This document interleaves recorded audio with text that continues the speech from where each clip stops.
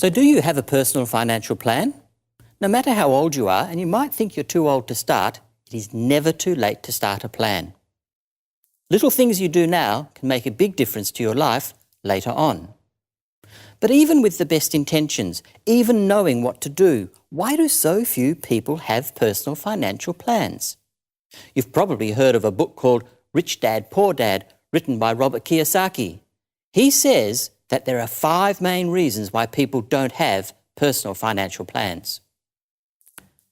The first reason is the fear of losing money. A key to all personal financial plans is having some sort of an investment. And of course, with all investments, even the most cautious, there is a risk that you will lose some money. But if you ask most wealthy people, have they ever lost money? Most of them will say that they have. It is a real fear, but it is one you have to come to terms with. Here's what a friend of mine does. A few years ago, he started a savings account. Might not sound all that strange, but he'd never had a savings account before. Every fortnight, he has a small amount taken out of his paycheck and put into the savings account.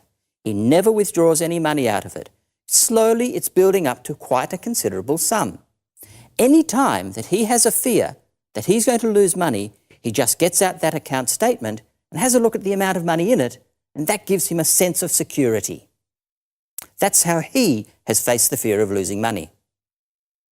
Secondly, most of us are overly concerned about the opinions of others.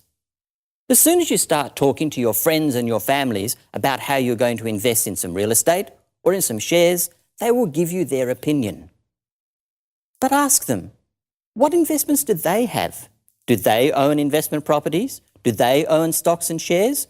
Most of the time they'll say no. So what expertise are they basing their opinion on? Absolutely nothing. They just want to give you their opinion, and it is probably based on their own fears. Of course you should be cautious. Of course you should look at all investments carefully.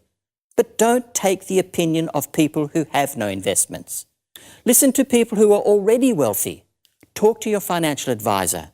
Take their opinion, not the well-intentioned, frightened opinion of your friends and relations. And the third reason Robert talks about is, I don't have time.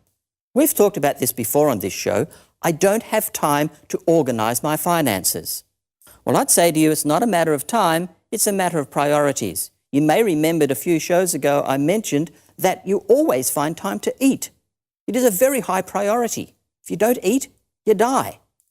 All you have to do is make your financial plan a high priority. Now, there is something very simple that many of you could do today. We've all seen the ads on TV for changing credit card balances across to new credit cards with lower percentages. Do you have a credit card? How much interest do you pay on it? Are you paying 18% or 20% on your card?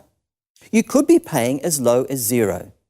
All you need to do is find the time to apply for a new card, transfer your money over, and you could be saving yourself hundreds and hundreds of dollars. Prioritise. The fourth reason Robert gives is bad habits. We all have bad habits, and many of us have bad financial habits. But before we look at the habits, how much do you know about your own finances? Do you know the balance of your mortgage? Do you know how much interest you pay? Do you know when it will be paid off?